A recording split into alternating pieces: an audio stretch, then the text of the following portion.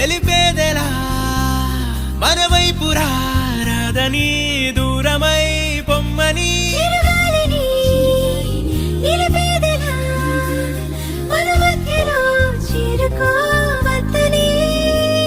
పరిచయం అయినది మరో సుందర ప్రపంచం నువ్వుగా